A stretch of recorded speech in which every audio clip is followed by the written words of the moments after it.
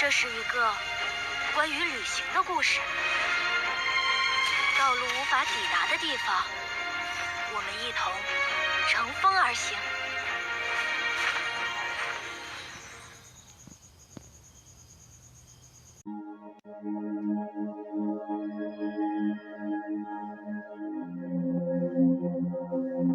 Mvua ilikuwa imesimama, lakini anga bado lilikuwa na mawingu mazito ya kijivu, kana kwamba lilikuwa limebanwa na majonzi ya kale.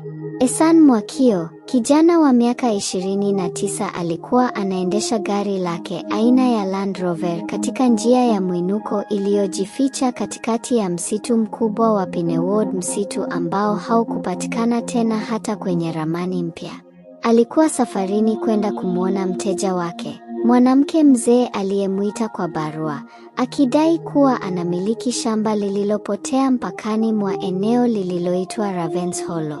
Hakukuwa na namba ya simu. Hakukuwa na anwani ya barua pepe. Ni barua tu ya mkono, yenye wino mwekundu na harufu ya karatasi iliyozeeka. Wipa za gari zilisugua mabaki ya mvua kwenye kioo cha mbele. Ilishakata mawimbi tangu alipoingia barabara ya changarawe. Simu haikuwa na huduma. Ulimwengu ulionekana kuanguka taratibu nyuma yake. Peke yake. Kimya. Ehsan alihisi amepotea. Lakini kwa namna fulani hakutaka kurudi nyuma. Alisimamisha gari ghafla mbele ya lango la chuma lililochakaa, lililozungukwa na mizabibu ya kijani kibichi na mizinga ya buibui. Lango lilikuwa wazi kidogo, kama lilikuwa linamsubiri.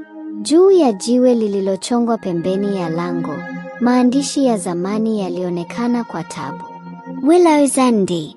Ehsan alikanywa uso. Hilo jina halikumletea amani.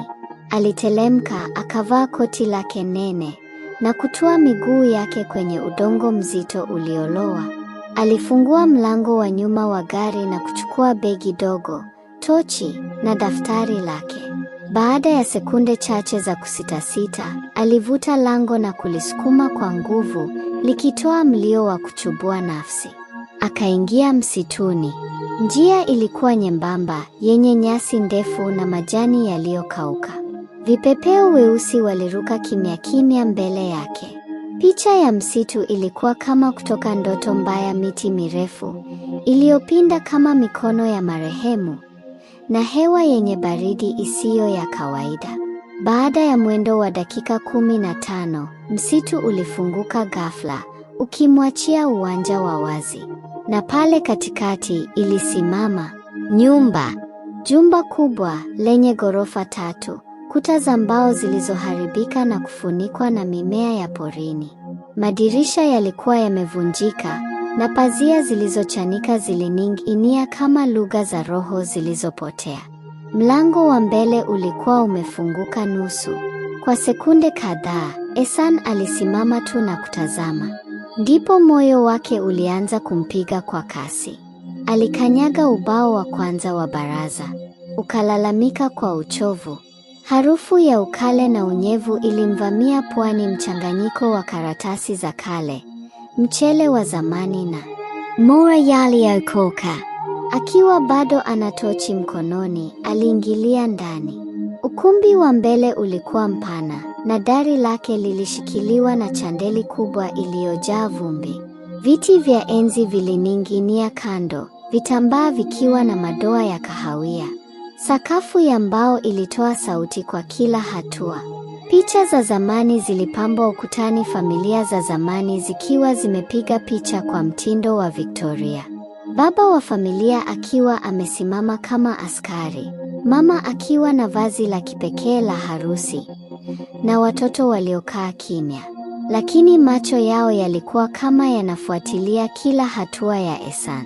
Akiwa anasogea kuelekea ukumbi wa kati, macho yake yakatua kwenye kitu kilichokuwa mezani.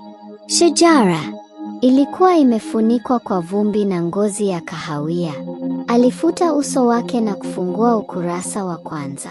Oktoba 17, mwaka 1903. Daktari alisema ardhi hii imelaaniwa. Baba alicheka. Lakini nyumba hii inajua kila kitu, na huwa haachi kuchukua kile inachodai. Izan alimiza mate. Aliendelea kusoma. Usiku uliopita tuliwasikia tena, wale walioko chini ya sakafu. Mama haongei tena. Wafanyakazi wote wamekimbia. Nilimwona Charles akizungumza na kioo tena. Ukuta ukatoa mlio wa kugugumia. Tochi yake ikatetemeka kidogo. Kwenye ukurasa wa mwisho wa shajara, kulikuwa na maneno yaliyoandikwa kwa wino mwekundu. Ukikuta hii, ondoka kabla ya jua kuzama. Ehsan alisikia saa ya kizamani ikigonga mara moja, mara ya pili, halafu ya tatu, na ikaendelea hadi mara 12. Akatazama juu, na hapo kwenye ngazi alisimama mtu. Mwanamke mrefu mwenye ngozi nyeupe kupita kiasi. Alivaa gauni la kale la enzi za kifalme. Uso wake ulikuwa kwenye kivuli, lakini macho yake yalionekana wazi. Mtupu. Anaye akatabasamu. Ehsan alipigwa na bumbuazi. Hakujua ni kwa nini hakukimbia. Miguu yake ilikataa kutii. Moyo wake uligonga kifua chake kama ngoma ya vita.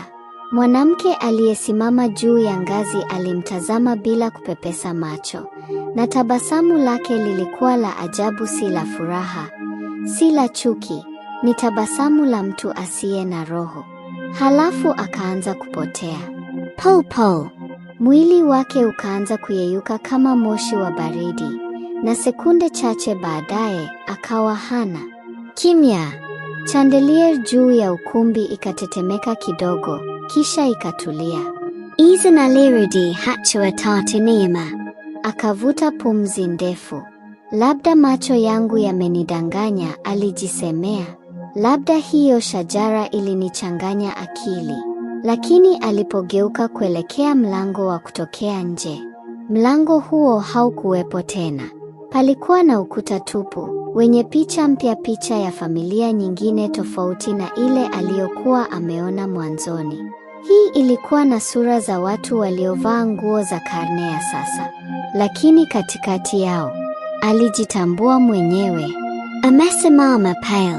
Katika picha hiyo, macho yake yakiwa meupe na tabasamu la kulazimishwa. Alianguka nyuma, tochi ikadondoka, ikazunguka sakafuni. Giza lilianza kutanda huku umeme ukizimika ghafla.